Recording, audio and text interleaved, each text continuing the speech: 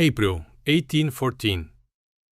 The most powerful man on the planet steps off a ship onto a rock. 220 kilometers of land, 12,000 people. That's what they gave him. His name is Napoleon Bonaparte. Every crowned head in Europe, every king, every emperor, every general is certain of one thing. They will never see this man again. He will rot on this island, fade into nothing. His power gone. They were wrong. In 292 days, Napoleon will stand in Paris, ruling France once more. So how does a man abandoned by every ally, banished by an entire continent, with just 700 soldiers to his name, seize control of the most powerful nation in Europe? Here's exactly what happened. Elba, May of 1814. Napoleon Bonaparte wakes every morning on an island so small he can ride across it in 2 hours. This is his life now. The commander who once directed armies of 500,000 men now inspects a harbor full of fishing boats. The man who reshaped European law now settles quarrels between farmers. His home is a plain villa looking out over the sea. Small rooms, simple furniture, nothing like Versailles. Nothing like the imperial palaces he once filled across the continent. Just a house on a hill, facing water he cannot cross. The British have sent someone to watch him, Colonel Neil Campbell. His orders are straightforward. Keep Napoleon on this island. Campbell visits regularly, observes, sends reports back to London. Napoleon seems content. Campbell's messages describe a man who gardens, rides horses, reads books. What Campbell doesn't record or doesn't grasp is what Napoleon is reading.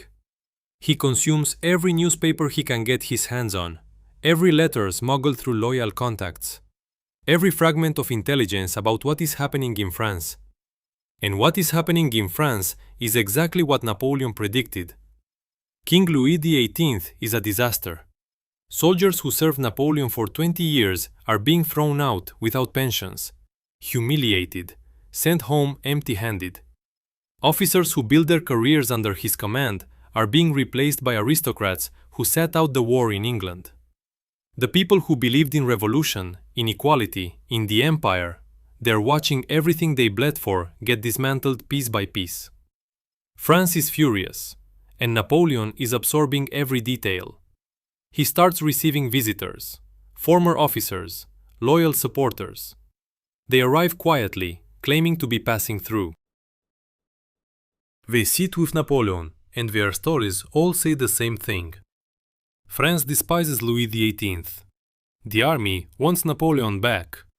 The people are suffering, and everyone believes nothing can be done. Napoleon is finished. That's what the world thinks, everyone except Napoleon. He starts running calculations. He has the entire French coastline memorized. He knows where royalist troops are strong and where they are thin. He knows which regiments served him longest, which generals still keep his portrait, which roads from the Mediterranean to Paris avoid royalist strongholds. He knows that Campbell, his British watchdog, keeps slipping away to the Italian mainland to see a woman. These absences follow a pattern, predictable gaps in surveillance. Napoleon catalogues all of it. He gardens, he rides, he reads, and he waits for the right moment to launch the most audacious comeback in military history. By February of 1815, everything is in place, except one thing: the timing. On the 26th of February, Campbell leaves for the Italian coast. A routine trip. He's expected back in 3 days. Napoleon watches the British ship dissolve beyond the horizon. Then he turns to his chief of staff. Napoleon Bonaparte is about to invade France with 700 men against an army of 200,000. His invasion fleet? 7 fishing boats. February 26, 1815. Darkness falls. Napoleon's tiny flotilla sits anchored in Portoferraio harbor, loading in absolute silence. No lanterns, no voices.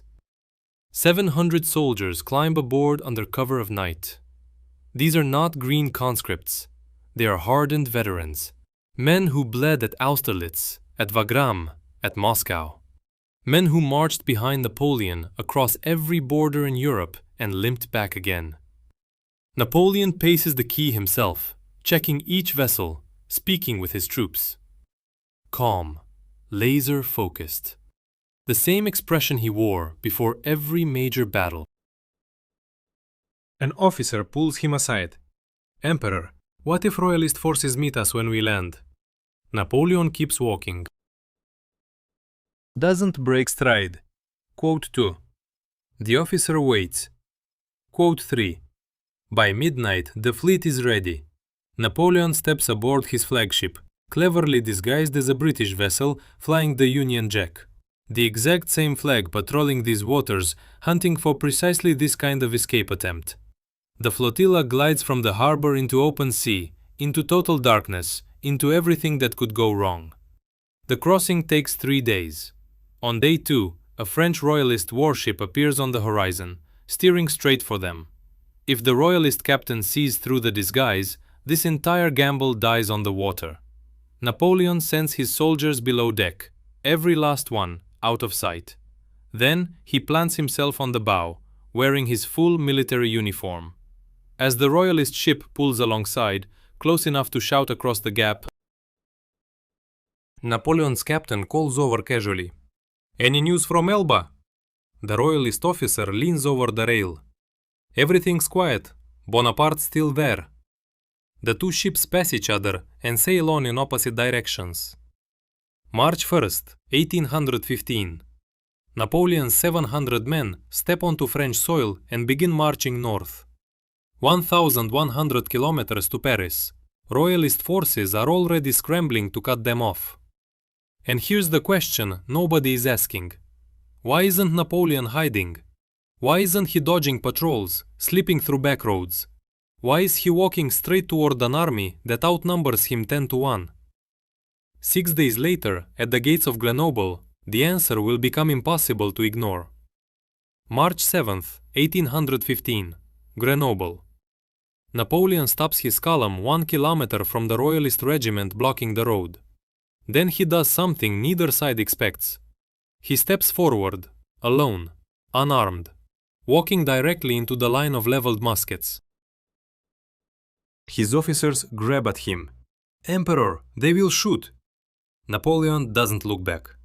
He walks the open ground between his 700 men and the regiment sent to destroy him.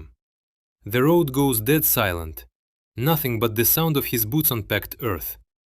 The royalist soldiers watch him come. Muskets rise. Fingers press against triggers. Their commander barks orders.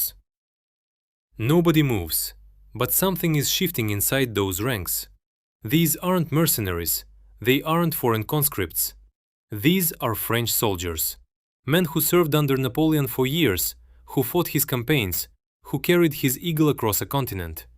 And now they're watching him walk toward them. Alone, unarmed. A man in a grey coat, approaching loaded weapons with steady steps. Not a single musket fires. Napoleon closes to 50 meters. 30. 20. Close enough to read their faces. He stops, slowly lifts his hand, removes his hat, and speaks. Not a roaring speech, not a battle cry. Just a quiet sentence, carrying across the stillness of that road. "Soldiers of the 5th Regiment, if any man among you wants to shoot his emperor, here I stand." He pulls his coat wide open, steps forward. "Fire!" Nobody pulls a trigger. The commanding officer keeps screaming orders, but his voice has become irrelevant. Every eye is locked on the figure before them, chest bare, arms spread. The man who marched them through 2 decades of war. The man they once swore to follow into death. One musket drops, then a second, a third. Then a voice explodes from somewhere deep in the formation. "Vive l'Empereur!" And the regiment doesn't scatter. It surges forward, straight toward him. Men pour across the road, clutching his hands, grabbing fistfuls of his coat, tears streaming down their faces, laughter breaking through sobs. The royalist force dispatched to arrest Napoleon has just become his army. Not a single bullet fired. Napoleon stands in the center of the chaos, still, composed, utterly unsurprised, as though he'd known exactly how this would unfold. Because he had. This was never a military gambit. It was surgery on the soul. Napoleon didn't need to overpower the French army. He needed to remind them who they were. 30 seconds, that's all it took. By nightfall, Grenoble throws open its gates. Napoleon walks into the city without a shot. 6 days on French soil, 0 rounds spent. But what happens next defies reason. The king's most trusted commander is already driving south with the largest force in France, Marshal Ney. And before leaving Paris, he made one promise to King Louis, a promise every courtier heard. He would drag Napoleon back in an iron cage. So what happens when the man who swore that oath meets Napoleon face to face? March 10th, Paris. King Louis XVIII calls his most loyal marshal to the royal palace. The room swells with courtiers, generals, ministers, all watching. Ney strides in, medals gleaming across his chest, spine rigid. The most decorated soldier in the nation. The king speaks plainly, loud enough for every ear in that chamber. Ney doesn't blink. He draws himself even taller, delivers his vow before the entire court. I will march south, I will find Napoleon, and I will bring him back to Paris in an iron cage. Those words, exactly, iron cage. The room explodes with applause. The king nods. Ney leaves to assemble his force. 6,000 soldiers under his command, disciplined, armed, sworn to the crown.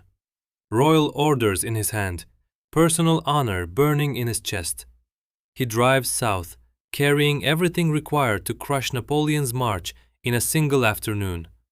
His officers radiate confidence, his troops stand ready. No one in that army questions what's coming. They hold the numbers, they hold the ground. The full weight of the French crown stands behind them. Napoleon, meanwhile, 700 men and a grey coat. March 14th. The two forces close the distance, and Ney starts receiving field reports on Napoleon's advance. Nothing in those dispatches matches what he expected. No battles, no resistance, whole regiments switching sides, crowds flooding the roadsides. Officers Ney has known for 20 years now walking beside Napoleon. Then his own soldiers start receiving letters, from old brothers in arms, from relatives, from friends. Ney commands his men to burn the letters. They're closing in. Then Napoleon does something no one anticipated. He sends Ney a letter. Personal, handwritten, not a military order, not an ultimatum. Just words, between two men who bled through 20 years of the same wars. The exact contents have never been confirmed, but that night, alone in his tent, Ney reads it, and something breaks open inside him. The next morning, Ney stands before his 6,000 soldiers. He holds the letter high, reads it aloud, then stops. Looks across their faces, the medals pinned to their chests, the scars carved into their skin from campaigns fought under one flag. Soldiers, he says, the cause of the Bourbons is lost forever. I myself am going to join him. 2 seconds of dead silence. Then 6,000 soldiers explode into cheering. Later that day, Ney rides toward Napoleon's advancing column. Napoleon spots him approaching. He holds the march. He waits. Ney dismounts, stands before the man for whom he has just betrayed the king. Neither speaks.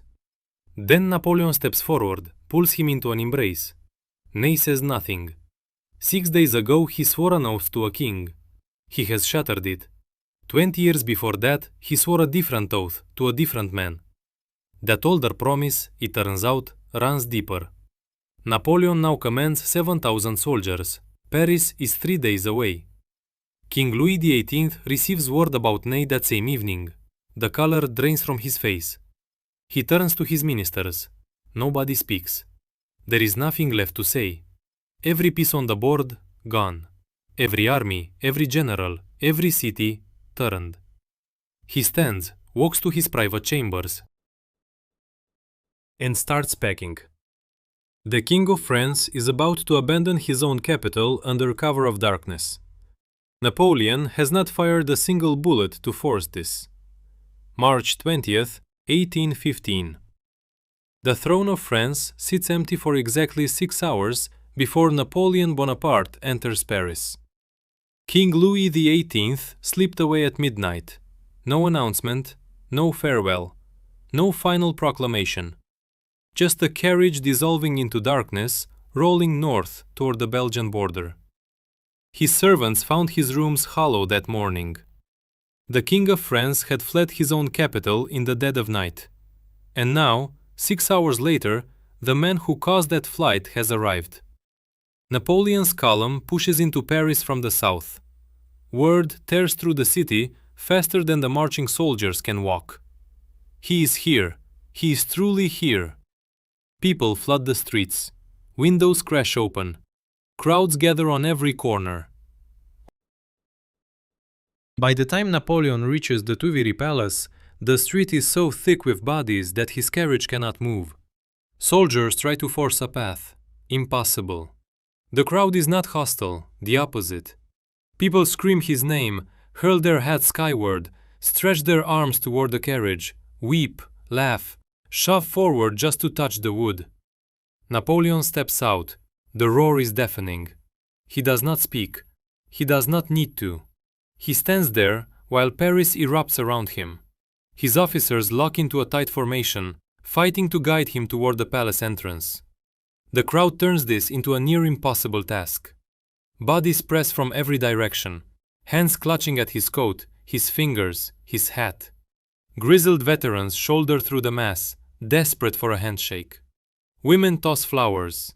Children ride on shoulders, craning to see over the ocean of heads.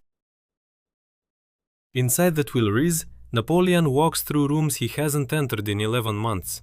Everything sits exactly where King Louis XVIII left it.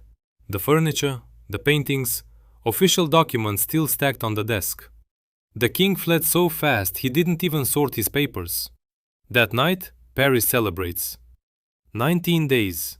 That is how long it took. Napoleon landed with 700 soldiers on March 1st. He enters Paris on March 20th. Between those dates, not one battle fought. Not one shot fired in anger. Every army sent to stop him switched sides. Every city ordered to bar its gates threw them wide. But here is what Napoleon grasps, and the cheering crowds outside do not. Every monarch in Europe has just received the same terrifying dispatch. Napoleon is back. They are already mobilizing. 700,000 soldiers converging on France from every direction. Napoleon has a single option: strike first. Find them before they unite. Destroy them one by one. What he does next is so brilliant that military strategists still study it. And what goes wrong is so devastating that historians still argue over it 2 centuries later. Napoleon commands 125,000 soldiers against a problem that looks impossible. 700,000 enemies closing in from all sides. His solution is elegant, precise, mathematically flawless. It should have worked. It nearly did. The plan is this. 2 Allied armies are currently positioned in Belgium. Wellington's British hold the western flank. Blücher's Prussians anchor the east. Close enough to support each other, but not yet unified. A gap exists between them. And Napoleon sees it. Hit Blücher first. Destroy him before Wellington can respond. Then swing west and crush Wellington before Blücher recovers. 2 armies, 2 battles, 48 hours. The math works, the timing checks out. On paper, flawless. June 16, 1815. Napoleon slams into Blücher at Ligny. The fighting is vicious, barbaric. 80,000 French troops against 84,000 Prussians. 8 hours of grinding, merciless combat. By nightfall, Blücher's army is broken and fleeing. Blücher himself gets thrown from his horse, nearly crushed under hoofs. The Prussians are finished as a fighting force. Napoleon has executed his strategy to the letter. Now he needs to finish the job. He turns to Marshal Grouchy. 33,000 men. One order. Underscore, underscore, quote, underscore. 20, underscore, underscore. Grouchy nods and marches east, disappearing into the forest. Napoleon pivots west, toward Wellington. June 17th. Napoleon's columns push through torrential rain toward a small Belgian village. Waterloo. Wellington has dug in along a ridge just south of the settlement. Classic defensive positioning. High ground, protected flanks. He's been reinforcing this spot for days. He knows Napoleon is coming. He's ready. But Wellington is also waiting, because Blücher has sworn to send reinforcements. If the Prussians arrive in time, Wellington holds. If they don't, he faces Napoleon's full army alone. Everything rests on Grouchy, keeping Blücher pinned. June 18th, 11:30 in the morning. Napoleon delays his attack. Last night's rain has turned the ground to soup. Cannons sink, wheels won't turn. He waits for the earth to firm up. 2 hours, maybe 3. A small decision. Except it isn't small at all. It's the decision that destroys him. Because while Napoleon watches mud dry, Blücher is already marching. Not east, not away from Wellington, west, toward Waterloo, and Grouchy is nowhere near him. Grouchy is stumbling through a Belgian forest in the wrong direction, following the letter of his orders, while the war's outcome collapses into a window of hours. Noon. Napoleon finally unleashes his assault. Wellington's line doesn't budge. French infantry storms up the ridge, gets shredded, falls back, storms again. British squares lock together and refuse to shatter. Cavalry surges forward. Artillery hammers the ridge. Hours of savage, unrelenting pressure. And Wellington's line bends, but will not break. 3 in the afternoon.